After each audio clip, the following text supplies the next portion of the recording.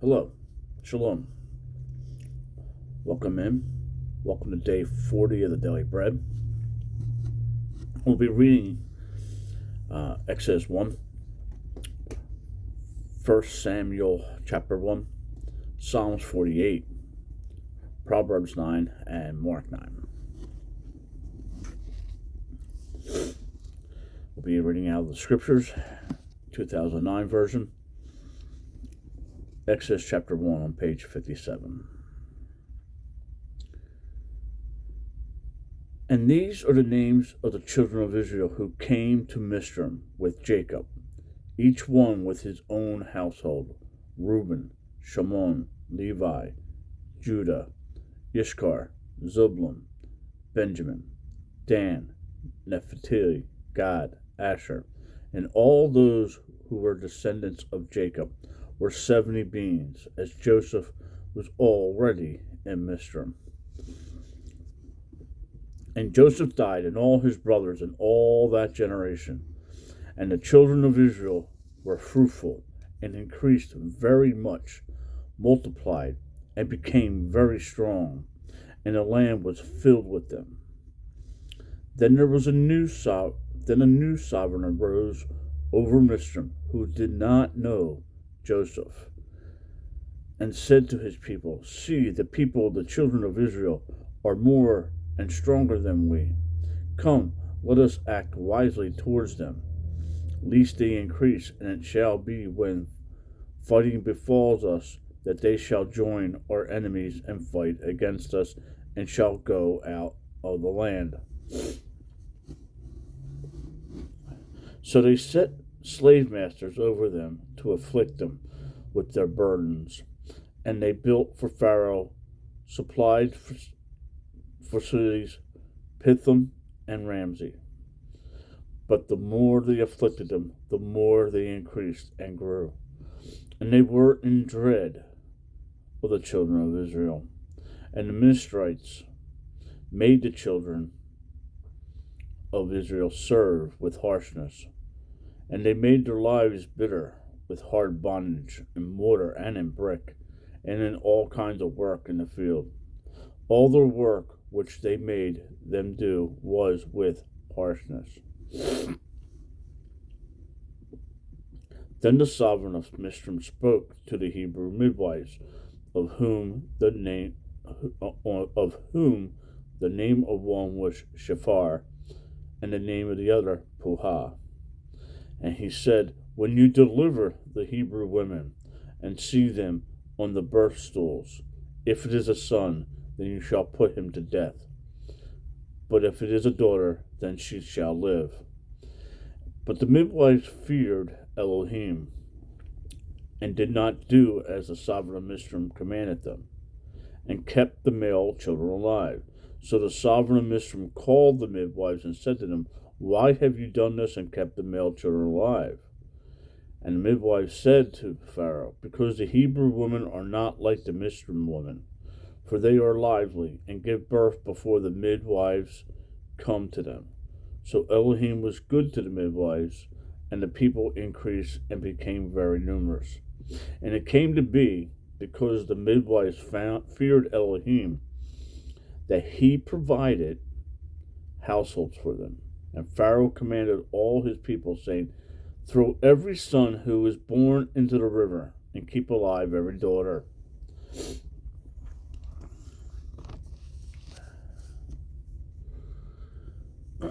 End of Exodus chapter 1.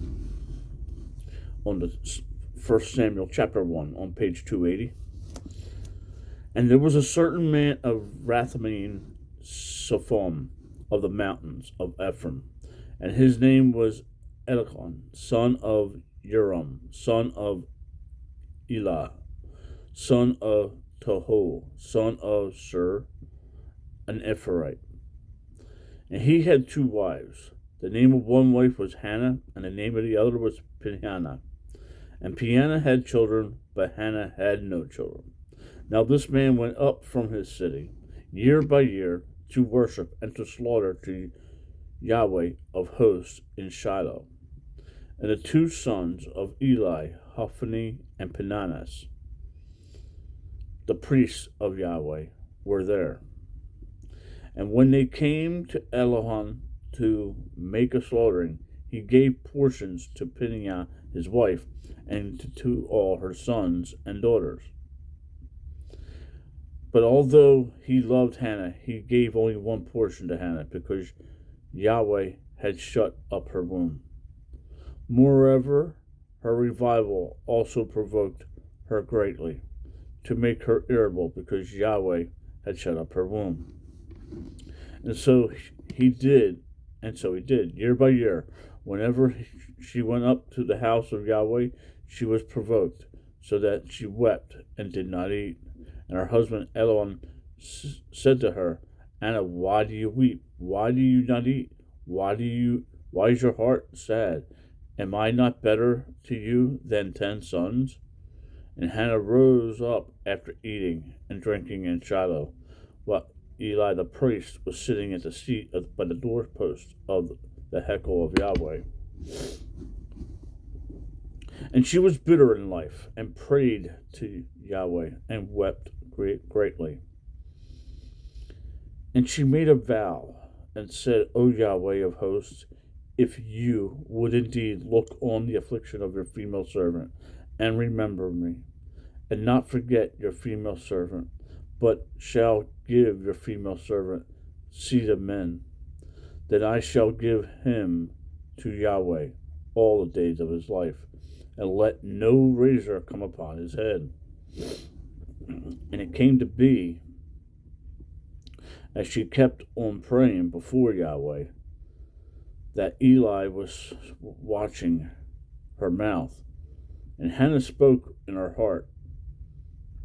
Only her lips moved, but her voice was not heard. So Eli thought she was drunk. Then Eli said to her, How long are you going to be drunk? Put your wine away from you. And Hannah answered and said, No, my master. I'm a woman pained in spirit, and I have drunk neither wine nor strong drink, but have poured out my being before Yahweh. Do not take your female servant for a daughter of Belial, for it is out of my great concern and provocation that I have spoken until now. And Eli answered and said, Go in peace, and the Elohim of Israel give you your petition which you have asked of him. And she said, Let your female servant find favor in your eyes. And the woman went her way and ate, and her face was no more sad. And they rose early in the morning, and worshipped before Yahweh, and returned, and came to the house of Maham. And Elon knew Hannah his wife, and Yahweh remembered her. And it came to be at the turn of days that Hannah conceived and bore a son, and called his name Samuel, because I have asked Yahweh for him. And the man Elohim and all his house went up to slaughter to Yahweh the yearly slaughtering and his vow. But Hannah did not go up, for she said to her husband, When the child is weaned, then I shall take him, and he shall appear before Yahweh and remain forever there. And her husband Elohim said to her, Do what is good in your eyes. Remain until you have weaned him. Only let Yahweh establish his word. And the woman remained and nursed her son until she had weaned him. And when she had weaned him, she took him up with her with 3 bulls, and 1 ephah of flour, and a skin of wine, and brought him to the house of Yahweh in Shiloh. And the child was young. And they slew a bull, and brought the child to Eli. And she said, O my master, as your being lives, my master, I am the woman who stood by here praying to Yahweh. I prayed for this youth, and Yahweh has granted me what I asked. So I have also loaned him to Yahweh. All the days that he lives, he shall be loaned to Yahweh. And he worshipped there before Yahweh. End of 1 Samuel. Psalms 48 on page 673. Great is Yahweh, and greatly to be praised, in the city of Ar Elohim, his set apart mountain. Beautiful and high, the joy of all the earth. Is Mount Zion on the sides of the north, the city of the great sovereign. Elohim is in her citadels. He is known as her refuge. For look, the sovereigns met. They passed by together. They saw, so they marveled. They were alarmed. They hastened away. Trembling took hold of them there, pain as a woman in labor. With an east wind you break the ships of Tarshish. And as we have heard, so we have seen. In the city of Yahweh of hosts, in the city of Ar Elohim, Elohim establishes her forever, Salah. We have thought, O Elohim, of your loving commitment in the midst of your hekel, according to your name, O Elohim. So is your praise to the ends of the earth. Your right hand is filled with righteousness. Let Mount Zion rejoice. Let the daughters of Judah exult because of your right rulings. Walk about Zion and go all around her. Count her towers. Set her heart upon her rampart. Go through her citadels so that you report it to the coming generation. For this Elohim is our Elohim forever and ever. He himself leads us even to death. And of Psalms 48.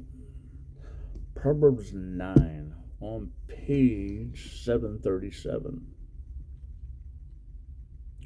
Wisdom has built her house. She has hewn out its 7 columns. She has slaughtered her meat. She has mixed her wine. She has also prepared her table.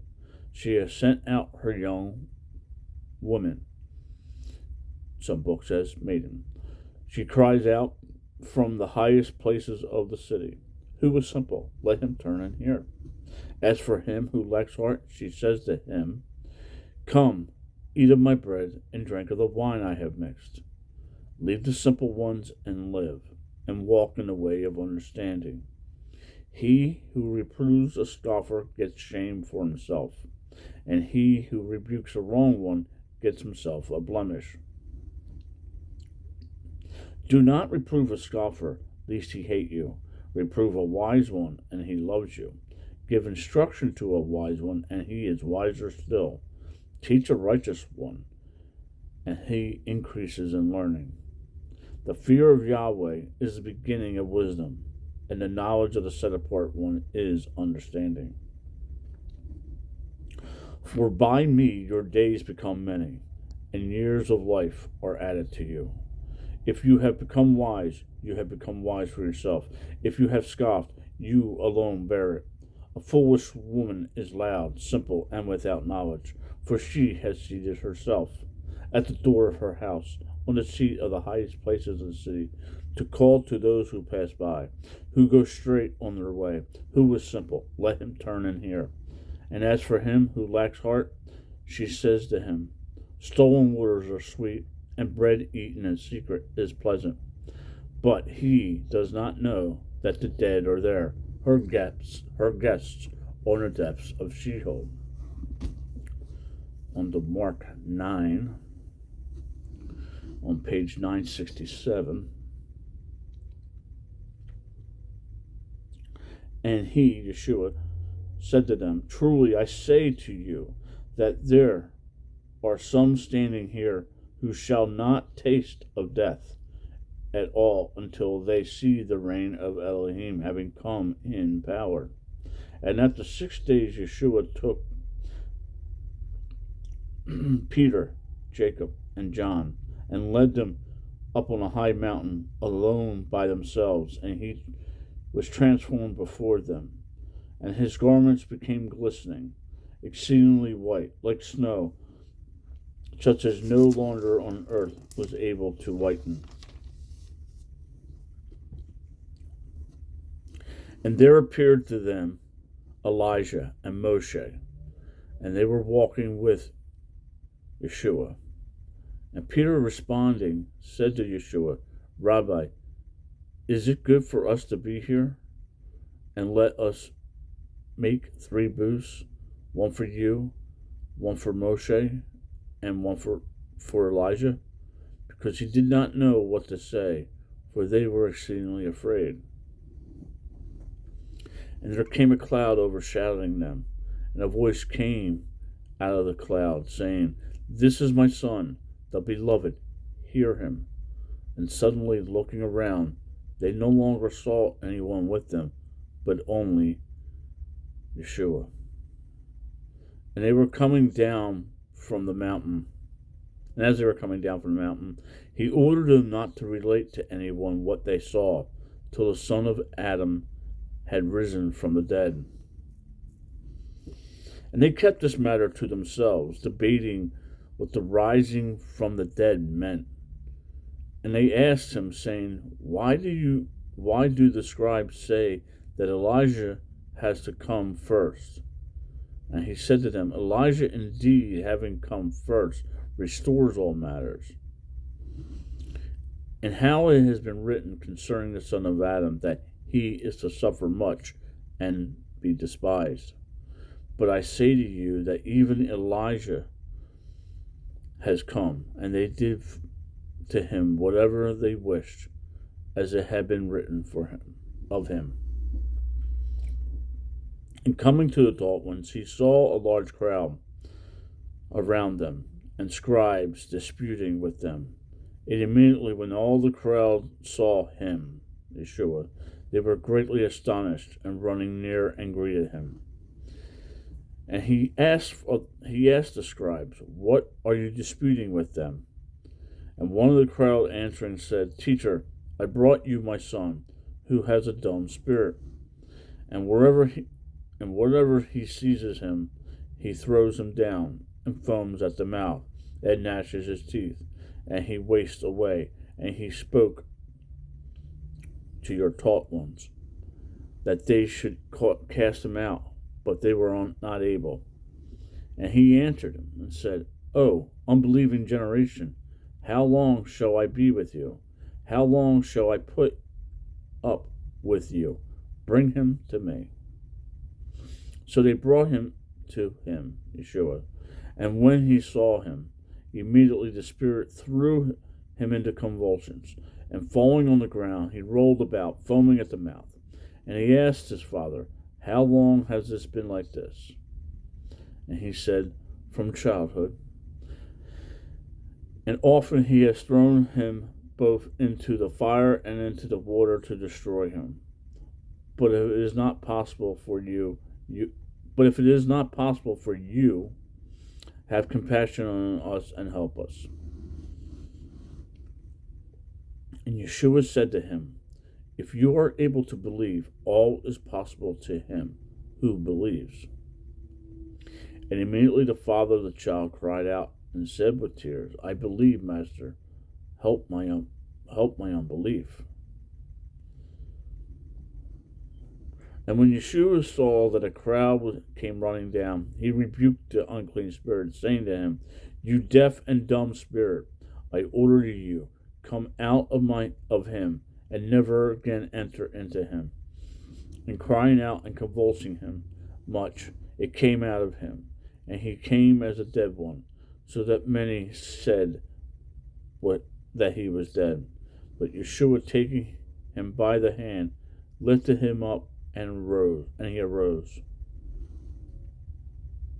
And when Yeshua, came into a house, his taught ones asked him separately, Why were we unable to cast him out?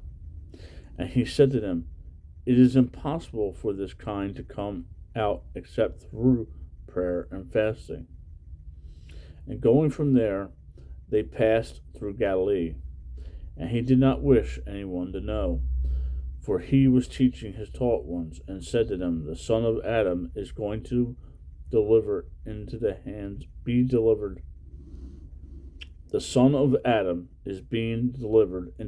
of men, and they shall kill him.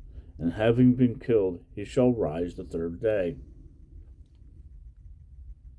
But they did not understand the word, and they were afraid to ask him.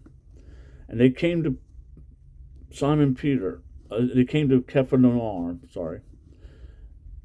and being in the house, he asked them, "What was it you disputed among yourselves on the way?" And they were silent, for on the way they had disputed with one another who was the greatest. And sitting down, he called the 12 and said to them, "If anyone wishes to be first, he shall be last of all and servant of all." And he took a little child and set him in their midst, and taking him in his arms, he said to them, "Whoever receives one of such little children in my name receives me, and whoever receives me receives not me, but the one who sent me." And John said to him, "Teacher, we saw someone who does not follow us, casting out demons in your name, and we forbade him because he does not follow us." And Yeshua said, "Do not forbid him, for no one who works a miracle in my name is able to readily speak evil of me. For he who is not against us is for us. For whoever gives you a cup of water to drink in my name, because you are of the Messiah, truly I say to you, he shall by no means lose his reward.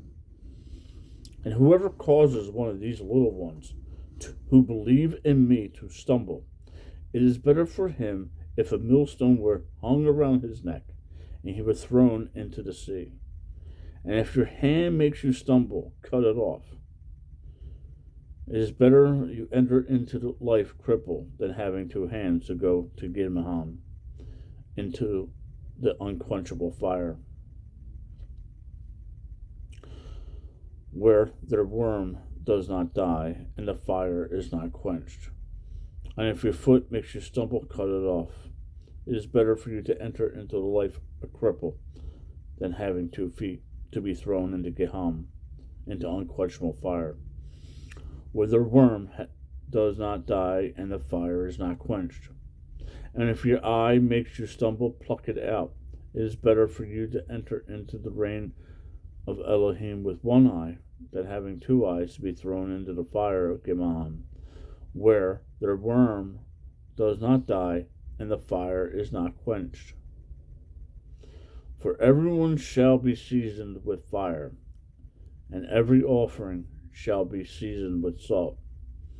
Salt is good, but if the salt becomes tasteless, how shall you season it? Have salt in yourselves, and be at peace among one another. Shalom. Make it a great day. Read your Bible. Talk to the Father.